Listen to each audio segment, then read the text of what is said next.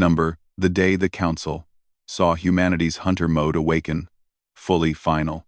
3 weeks had passed since the activation of Hunter Protocol, and the Galactic Council chamber had been transformed into something resembling a military command center. Displays showed real-time tracking of human hunter packs as they systematically swept through every corner of the galaxy, eliminating the last traces of the Ravager swarm. The mood in the chamber had evolved from panic to shock to something approaching awe as the delegates witnessed the sheer scope and efficiency of humanity's response. What they had thought would be a months-long campaign was nearing completion in less than a standard month. Final sweep operations are concluding, reported Admiral Chen over the main communication array. Hunter Pack 12 has sterilized the last confirmed Ravager installation in the Outer Rim. All units are now conducting verification sweeps to ensure complete elimination. High Counselor Mirtan's ethereal form had stabilized into colors that the translation matrix identified as profound contemplation, mixed with lingering disbelief. Admiral Chen, can you provide us with a final casualty report? Certainly, Counselor. Total Ravager entities eliminated. Approximately 14.7 million. Confirmed breeding facilities destroyed. 26. Research installations neutralized. 112. Support ships and mobile platforms eliminated. 843,000. The numbers hung in the air like a death sentence for an entire species. In less than a month, humanity had systematically hunted down and eliminated what had been considered the greatest threat in galactic history. And human casualties? Asked Ambassador Zethkar, his 6 eyes reflecting something between respect and fear. 47 humans killed in action, 112 wounded, 31 missing and presumed dead, Admiral Chen reported, with military precision. Total casualty rate of less than 0.1%. The chamber fell silent. An entire galactic threat that had terrorized 47 different civilizations had been eliminated by a species that had lost fewer than 200 individuals in the process. Ambassador Sarah Chen stood at her delegation table, but something had changed in her demeanor over the past 3 weeks. The predatory edge that had emerged during the crisis was slowly giving way to her normal diplomatic bearing. But traces of what the Council had witnessed still lingered. The hunt is nearly complete, she announced. Within the next 48 hours, Hunter Protocol will be deactivated, and all human military assets will return to their normal operations. Just like that? The Bulgarian representative's voice carried a note of incredulity. You mobilize your entire species for a galactic war, eliminate a threat that stumped our combined militaries, and then just return to normal? Dr. Vasquez answered from her position at the science station she had established during the crisis. The threat has been eliminated. Hunter Protocol serves no further purpose. Every human currently engaged in military operations will return to their previous roles. Scientists will return to their research. Traders will resume commerce. Diplomats will continue diplomatic work. But the power, pressed the Pyrosian ambassador, his flame flickering with confusion. You've just demonstrated military capability beyond anything we've ever seen. Most species would use that to establish dominance, claim territory, demand tribute. Colonel Webb, who had spent the past weeks coordinating with human military forces across the galaxy, looked up from his tactical displays with something resembling puzzlement. Why would we do that? We already have everything we want, a peaceful galaxy where our pack can thrive. Dominance over other species doesn't serve that goal. Your pack, repeated Mirtan slowly. You keep referring to the Council species as your pack. Chen nodded. From the moment humanity joined the Council, you became part of our extended family. Pack protection is one of humanity's strongest instincts. We don't protect our pack so we can rule over them. We protect them so they can be free to live their lives without threat. A soft chime indicated an incoming transmission.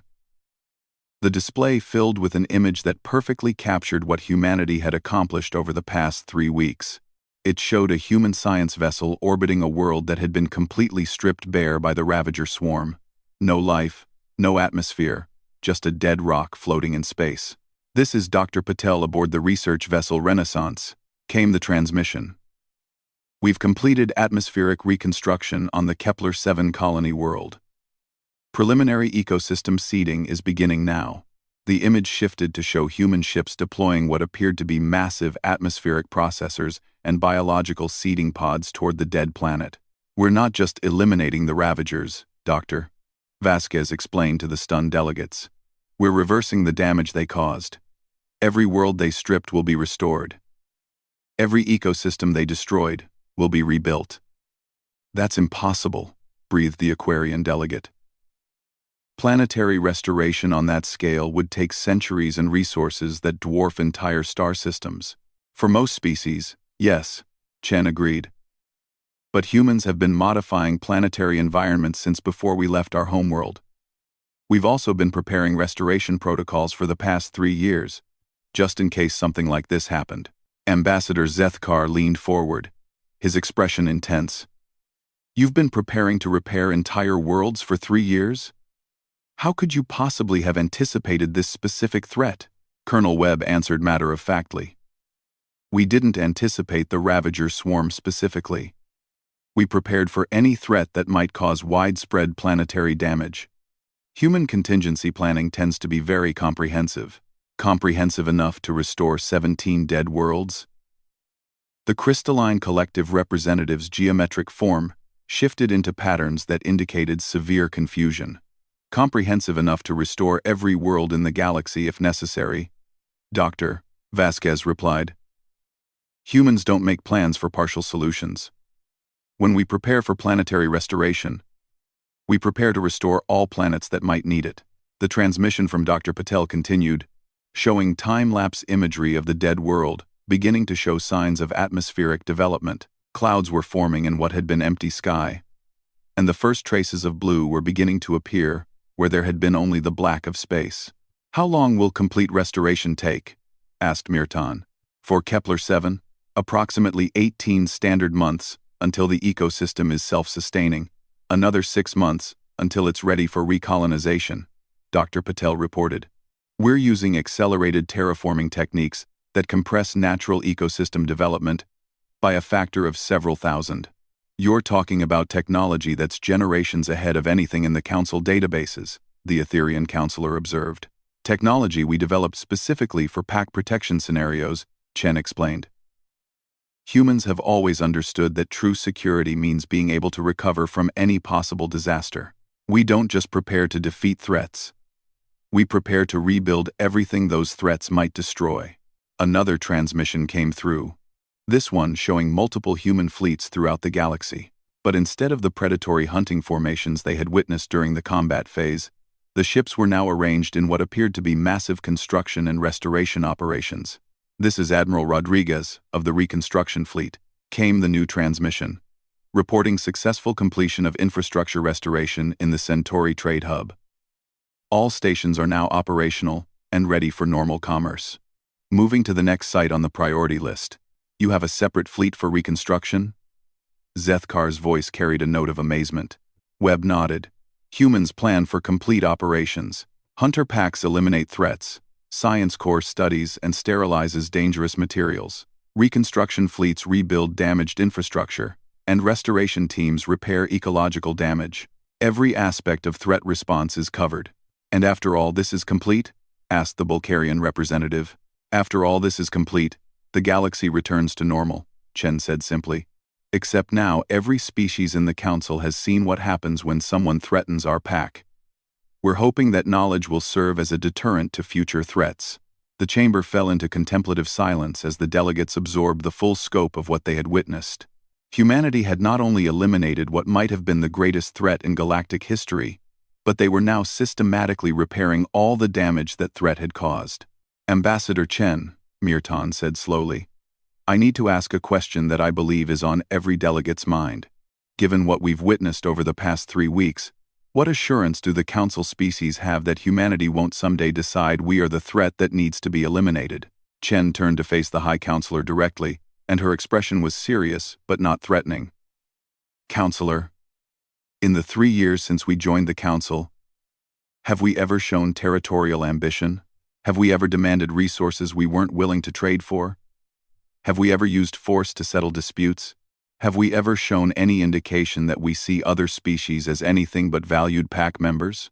No, Mirtan admitted. You have been model citizens in every respect. That's because humans form very strong pack bonds, Dr. Vasquez explained. Once you're part of our pack, harming you becomes literally unthinkable for us. It would be like asking us to hunt our own children. But what if there's a disagreement between council species?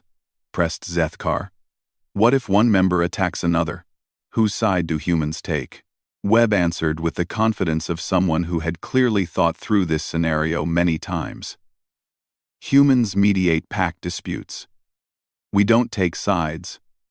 We find solutions that protect all pack members. It's what we've been doing for the past 3 years every time there's been a council crisis. And if mediation fails, then we separate the combatants and keep them separated until they're ready to resolve their differences peacefully, Chen replied. But we don't eliminate pack members. We protect them from each other, if necessary, but we don't hunt our own pack. A priority alert flashed on the communication array, and Admiral Chen's voice filled the chamber one final time. This is Admiral Chen reporting completion of all Hunter Protocol operations. Total mission success achieved. All Ravager presence has been eliminated from the galaxy. Reconstruction and restoration operations are proceeding on schedule. Requesting permission to deactivate Hunter Protocol. Sarah Chen stood and activated her personal communicator. Admiral Chen. This is Ambassador Chen. You have authorization to deactivate Hunter Protocol effective immediately. Thank you for your service. Acknowledged, Ambassador. Hunter Protocol is now deactivated. All military assets are returning to normal operations. It's been an honor to serve the pack. Around the galaxy, something extraordinary began to happen. The millions of humans who had responded to the Hunter Protocol call began transforming back into the peaceful, productive members of galactic society they had been before the crisis. Scientists returned to their research. Traders resumed their commerce routes. Artists went back to their studios, and diplomats continued their negotiations. That's it? Asked the Aquarian delegate. No victory celebrations? No demands for recognition? No territorial claims? Chen smiled. And this time, it was the warm, diplomatic expression the Council had known for 3 years. The pack is safe. That's all the recognition we need. Dr. Vasquez began shutting down her military displays and returning to her normal scientific equipment. Humans don't celebrate the elimination of threats. We celebrate when the pack is thriving. Right now, with the Ravager threat eliminated and restoration efforts underway, the pack is going to thrive like never before. So what happens now? Asked Mirtan. Now we return to the normal business of the Council, Chen replied. I believe there was a trade dispute between the Zephyrian colonies and the Outer Rim merchants that we were supposed to mediate next week. And Dr. Vasquez has been working on a collaborative research project with the Etherian Science Institute that should be resumed. And if another existential threat emerges? Zethkar's question carried undertones of both hope and wariness. Chen's expression became serious for a moment.